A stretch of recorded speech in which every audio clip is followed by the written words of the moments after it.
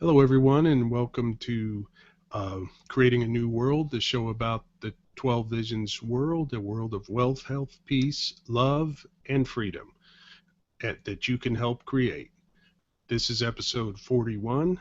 I'd like to welcome, and I'm your host, Bill Hunziker, and I'd like to welcome my co host, Bob McCaffrey. Welcome to the show, Bob. Thank you, Bill. I'm happy to be here. Welcome, everyone. Good morning.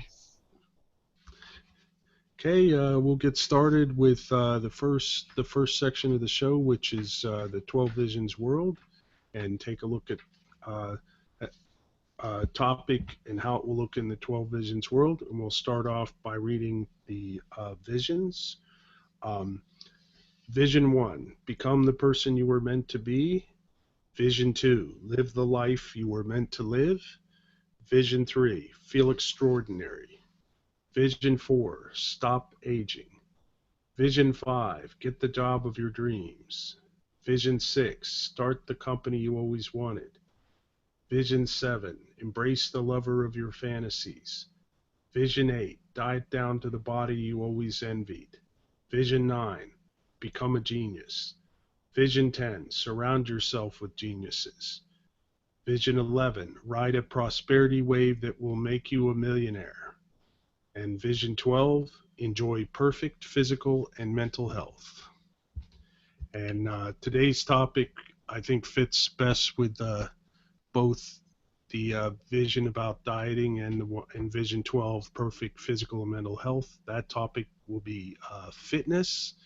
Um, and in the 12 Visions world, um, fitness will not only be encouraged, but will be taught in, you know, in the schools that will also teach the neothink mindset to children so that they can fulfill all these visions and live the life they were meant to live.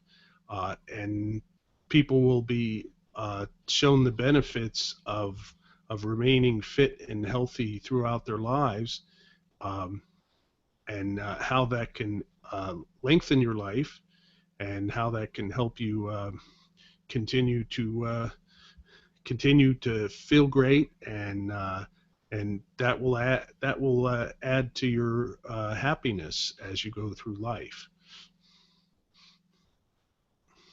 Um, the the the main focus will be on feeling good, and also on you know attracting the partner that you want to attract, um, to bring into your life, to attract people to you so that you can find that partner that you connect with. You have any comments, Bob? No, I don't have anything right at the moment. Okay. Uh,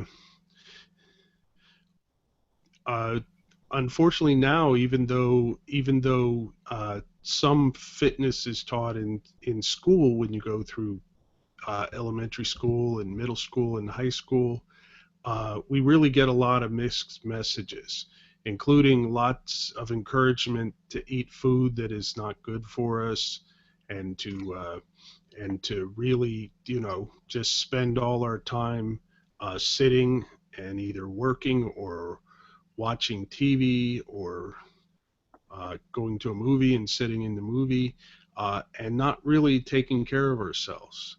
Um, and this is all encouraged to encourage you to buy more and more food, especially food that can be made cheaply and does not have healthy ingredients.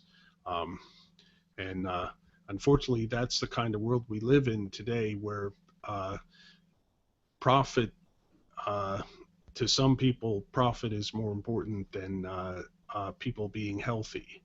Uh, and Also, being fit makes you better able to defend yourself if someone decides to commit initiatory force by attacking you physically.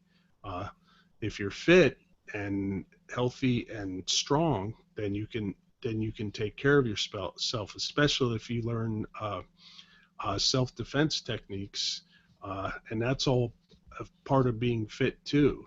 Um, Unfortunately, prior to my becoming involved with the Neothink Society, I spent a lot of time doing exactly what I just described, sitting and watching TV, sitting at work, and not really going out and doing anything for a period of approximately 15 or 20 years. And therefore, I am now more than 100 pounds overweight and have health problems because of that. But I'm now finally reached the mindset where I want to take care of that so that I don't end up, shortening my life, and because I want to be around as long as possible and continue to work toward getting to the 12 Visions world, so that we can all, um, you know, enjoy the benefits and the prosperity of living in that world, as opposed to the world we live in now, where you're suppressed and prevented basically from prospering and living happily, where illusions are created that excuse me, make it look like you're happy, but you're really not. Um, and so, you know, I'm trying to have that mindset as much as possible, and that includes finally taking care of my body and working toward getting to a much healthier and much more fit condition than I am now. Very good. And that should be the mindset of everyone, you know, and basically all these companies that create cheap food that's not good for you should go out of business, because no one wants what they're producing. And it also, it would encourage people who are making healthy food to find ways to produce it more and more cheaply, so that more and more people can you know, use that healthy food to maintain a healthy lifestyle. Yeah, and in some cases, it's not only the food that is cheap food and it's not good for you. Uh, in some cases, it could be even food that's good for you, but if you're overindulging in it, that doesn't help your body either. Yeah, learning how to maintain control over what you eat is very important, as opposed to, you know, eating what you're told to eat, especially by commercials and everything. Uh, there are so many aspects to this. I mean, I don't watch TV on anything near a regular basis. I In fact, now I'm down to where I'm only watching pretty much the two sports that I have any interest in whatsoever. One of them being ice hockey, and the other one being golf. And I'm slowly becoming less and less interested in those two, because I see the more and more of the illusions that are involved in those, and the ways I'm being kind of pushed into certain behavior. And I also see the greed involved in those, because basically I can't afford to go to a hockey game in person, because of, because the players are paid outlandish salaries, and because of all the everything involved in maintaining an arena for, to present the games. And it's just, the average person really has if the average person can attend games in person, then it's become an elite sport, in my opinion. Yeah. One of the things you might do to maintain your interest in the sport is, instead of trying to go to a professional hockey game, go to a high school game. Mm-hmm. The game is just as interesting and just as thrilling, and you get to see young kids performing, and the future stars. So, and it doesn't cost you as much. So you might want to look at I'll something have to like that. look into the local high school league and see if Yeah. I can see where they're playing and see if it's close enough to me. Because unfortunately I can't do a lot of driving because I have a leased vehicle, and so I'm I've basically made decisions that have limited a lot of the things that I can do, and that's what I'm also trying to do, is make changes that will give me more freedom in the future. Hmm. Um, it including uh, changing jobs to one that's closer where I live, because I've figured out that I can't move to where I'm working now because it's too expensive. Um, I mean, it's almost too expensive to live anywhere in New Jersey nowadays, um, on your own. Uh, but it's especially too expensive for me where I'm working right now. Uh, Plus, the commute right now is very bad for my health because it's stressful. It's a lot of driving, and driving in hazardous conditions. You know, How far do you have to especially travel? it's about 30 miles each way, but because of the traffic, it's about an hour each way, Yeah. 50 minutes to an hour, and that's too far. I'd like to Mhm. cut it down to under 20 minutes if I can, under a half hour definitely.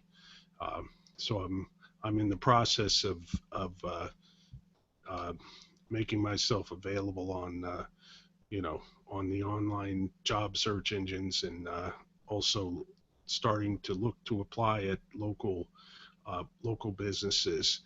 Fortunately, I have a skill that pretty much crosses all businesses, although I've been kind of typecast in the healthcare field, but it's not a directly healthcare related skill, it being bookkeeping rather than any direct healthcare um, Yeah. job. So I can look all the way across virtually every office, every concern, every business needs bookkeeping uh, people. So I should be able to find a local job. The only problem Mhm. is finding one that pays enough, you know, so I can continue to live, somewhere, because unfortunately my living situation is going to change in the near future too. Not in months, but within the next year, I'm probably going to lose both my roommates, um, and so I may have to consider taking in a stranger as a roommate, which I'm not comfortable with. Um, and But there are a lot of things, and these are all along the lines, and that's why I'm trying to become more healthier, so I'm in better condition to handle all the stresses of the situation I'm in now because of the decisions I've made over the past 10 to 15 years. Yeah. Okay, we're going to move on to the next section. We're going to move directly to uh, creating the new world. I'm not up to doing a where's the force today, so we're going to move on to that section and continue our reading of the TVP National Platform, and we'll start that with a reading of the Prime Law. The prime law, the fundamental of protection. The preamble. The purpose of human life is to prosper and live happily. The function of government is to provide the conditions that let the individual fulfill that purpose.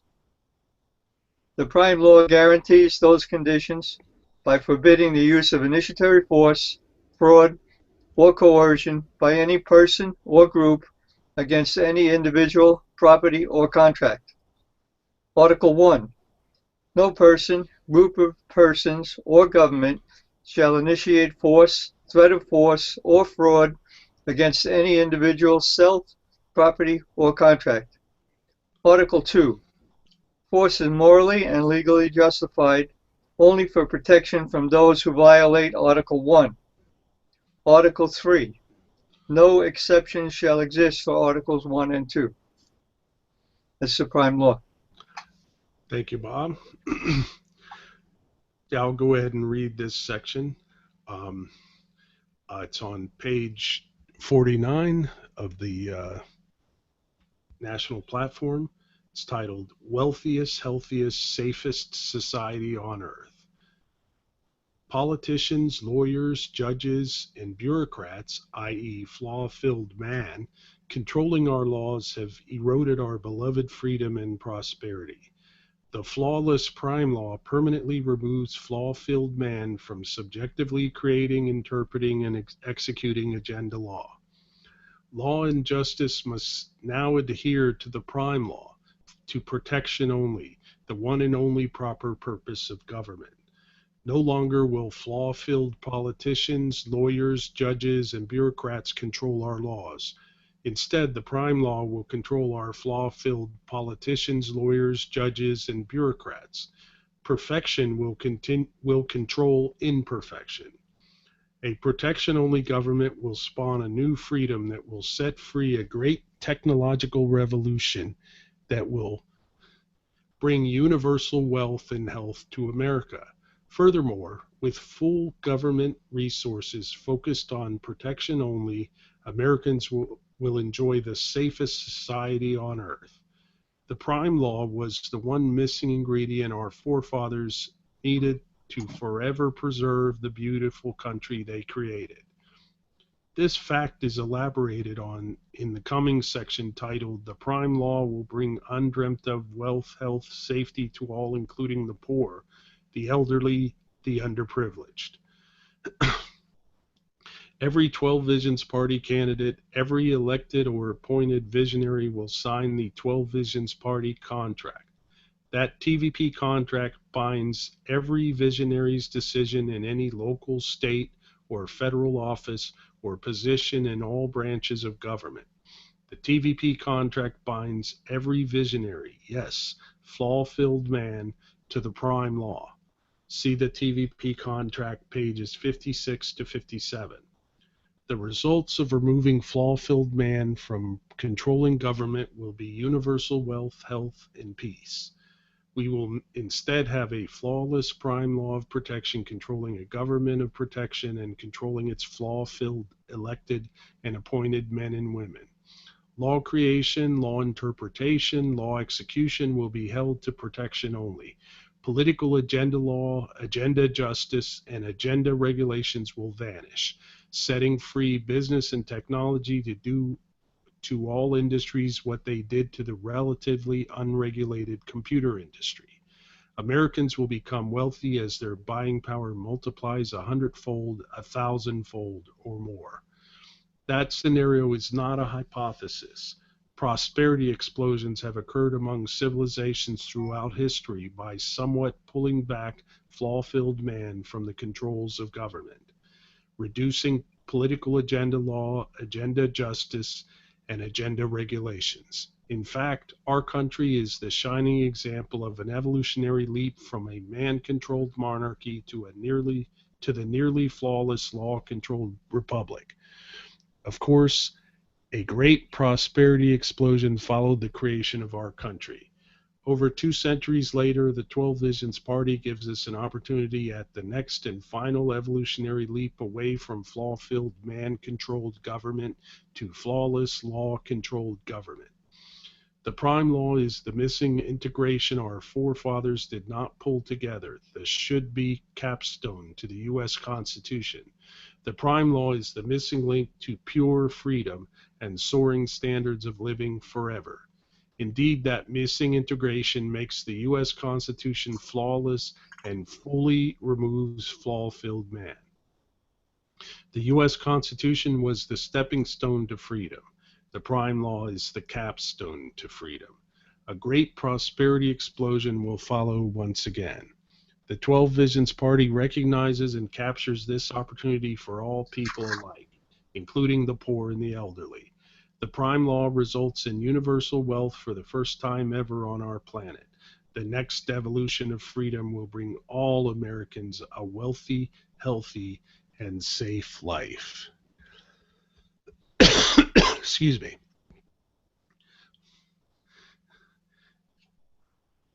Now this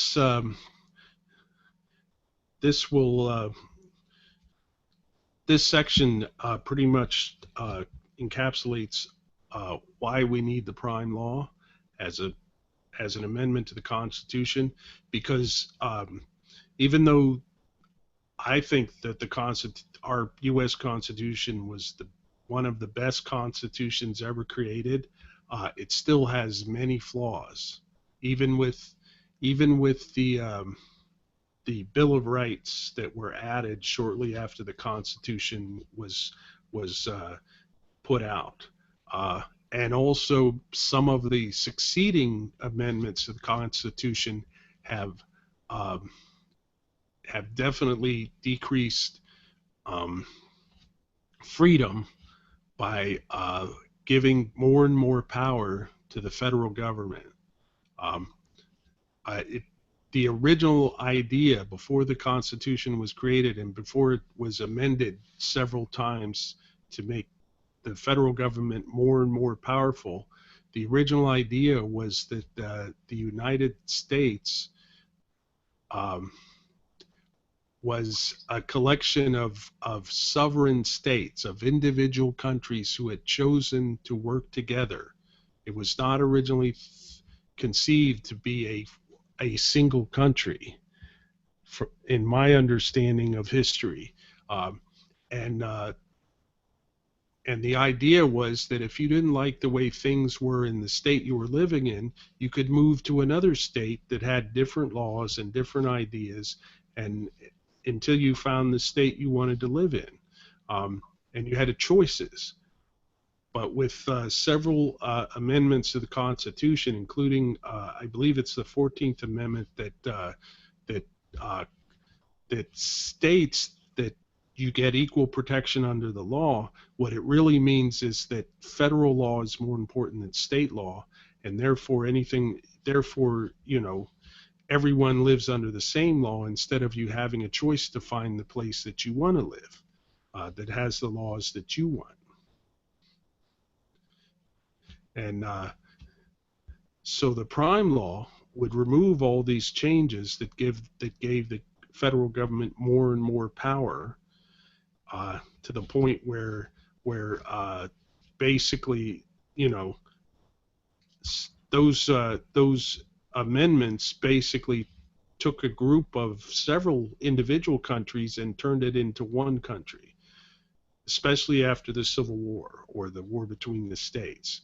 And that's one of the things the war was about. That war was not just about slavery, even though we're constantly told that that was the only reason for that war. Another purpose of that war was that people in the federal government wanted to make it one country under the rule of the federal government, and not several countries that had decided to get to cooperate together. You have any comments on that, Bob?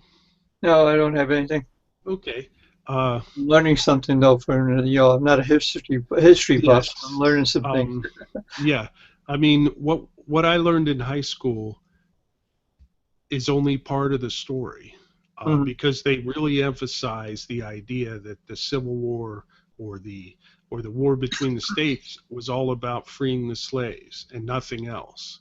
Whereas there were a lot of other things involved.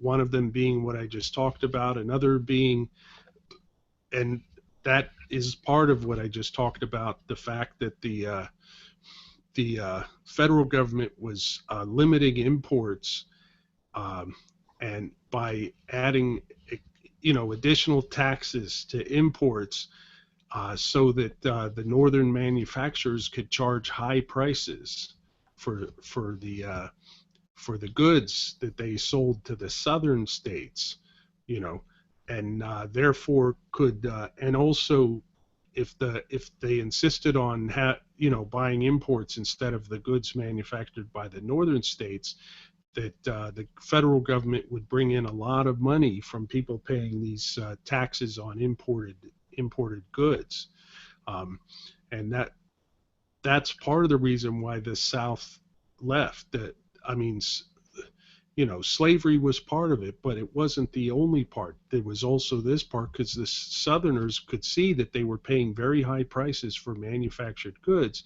because the federal government was protecting the manufacturers in the northern states. And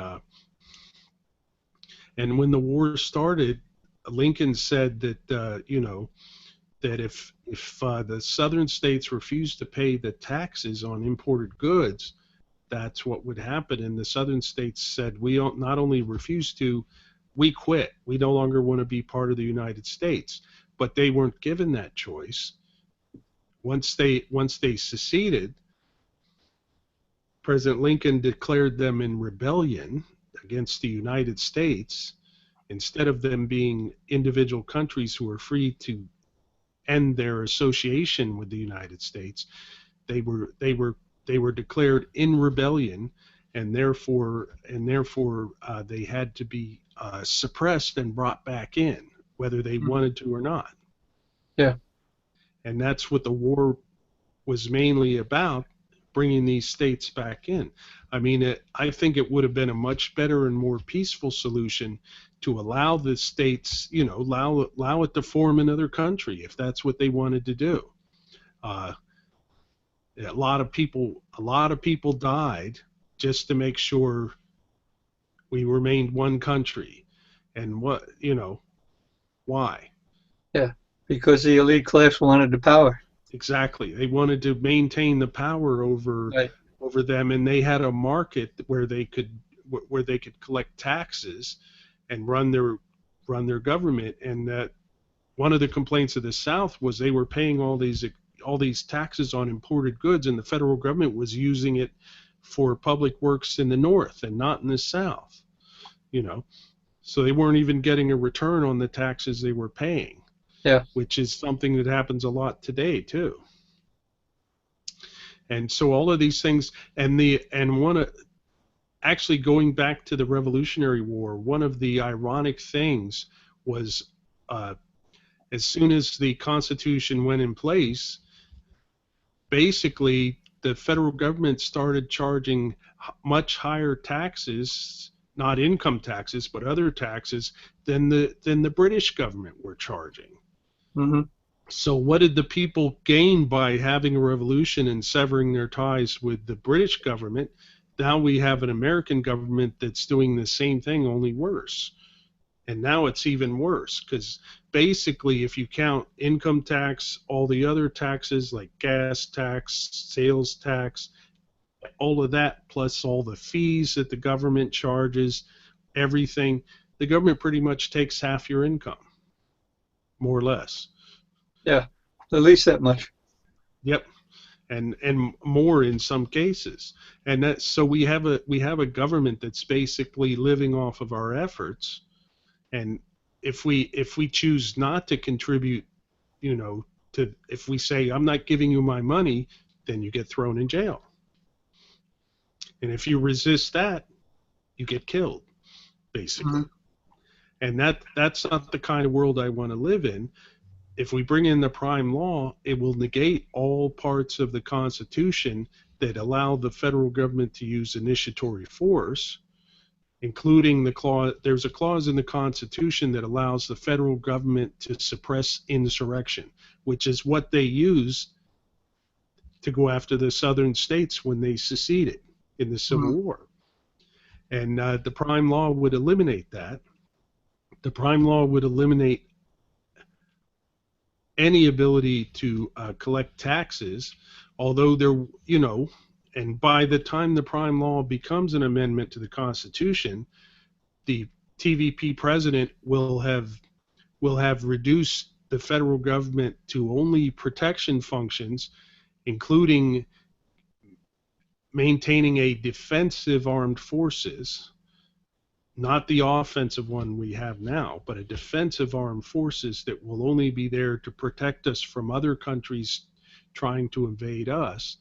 And until the 12 Visions movement spreads around the world, and everyone else is also living under the prime law, under the mindset, because I mean, without understanding and acceptance of the prime law and the concept of not committing initiatory force and not giving any group the right to commit initiatory force, without that concept, prime law is just words on a piece of paper, Hmm. you know, and it doesn't, you know, and if people don't have that idea and understanding of the freedom and prosperity to come from I mean, the idea of not committing initiatory force is also called the non-aggression principle. And without that idea, without that understanding and acceptance that if you know, if everyone thinks that no one should have the right to commit initiatory force, then you know, you kind of don't need the prime law, but it's still there to remind you that, you know, this is the kind of world we want to live in. Yeah. That makes sense? Yes. And so, you know, that's why I'm doing this show, is to get, you know, to help people understand the prime law, understand the idea of of no initiatory force, and understand what the benefits are of living in a world where everyone agrees that that's the right thing, where and that's the best thing in reality, you know, because anytime you give a group of people the right, you know, the exclusive right pretty much to commit initiatory force, they're going to abuse it. And Hmm. that's what the is talked about in the platform, is that people are not perfect. We're not robots. We're human beings. We have flaws. We have desires. And anytime it makes no sense to me to give the power to protect us to people who are not perfect, and nobody's perfect. I mean, and you know, I remember the movie series RoboCop. I don't know if you've seen any of those, I've seen but it. yeah, in the second RoboCop movie, basically the the RoboCop was given instructions which were basically all the laws that had been passed in the city, including laws that were contradictory to each other, you know, and he basically went crazy and ended up, you know, uh, electrocuting himself to remove all these laws and regulations so that he could be free to do what was right, you know, Hmm. what was moral and correct. And that's what we have to do, is to free our minds of all of what we were taught when we were children, and what we were, you know, what we continue to be told as adults, you know, that it's right that a small group of people have the exclusive right to commit initiatory force and to coerce us and force us to do things, you know, and that it's for the best. Whereas all we have to do is look at the world we live in now and realize that it's not for the best, that things are slowly getting worse and worse. And if we don't have an orderly transition through the 12 Visions movement and the 12 Visions president converting the government from its force-backed, you know, coercive this force-backed coercive entity into a voluntary, pretty much a protection-only business. If we don't have that, eventually we're going to have because the system is slowly getting worse and worse, and it's eventually going to collapse, and then we'll have chaos and violence. Hmm. As you know, most people just try to survive, and groups of people try to you know, get that control again over other people. Right. And I prefer an orderly transition to, you know, to chaos and violence myself. But I also I see reality, and I know that this is, you know, the task that we're trying to do is not going to be easy. It's going to be very difficult, and those people who are in power, the power elite, aren't going to want this and are going to do all they can to prevent it. Hmm. You know, and we have to be prepared for that. Yeah. And everywhere. unfortunately, it looks like the whole society is going to have to do a complete collapse before that happens. Yeah, Yeah. now it's looking that way because, you know, I mean, we're slowly reaching out to people, and some people are responding slowly, but it's much more slowly than I hoped it would be, to be Mm. honest. And I've had to revise my expectations, and I'm pretty much, I would be very happy if I was wrong, but I'm pretty close to being certain that this is not going to happen in my lifetime. I was Yeah. hopeful up to this point that it would be, but I'm now working, as far as I'm concerned, for the future and for future generations to you know to end this world that we live in by creating the new world to Yeah. replace it, not by destroying it, not by you know committing violence, but by slowly, if we once we reach enough people and enough people understand, this will happen. But we're we're pretty far from that right now, to be honest. But we're moving closer every day. Every Yeah. time we find one more person, we're closer to it, and Right. that's why I'm doing this show. Yeah.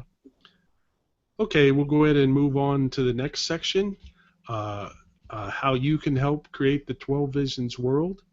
And I talked a little bit about that just a moment ago, but basically, if you see this show and or you hear about the 12 Visions Party or the Neothink Society some other way, just check it out for yourself. And if you decide that it's something that you agree with, then tell other people about it. The basic idea is to tell other people about it.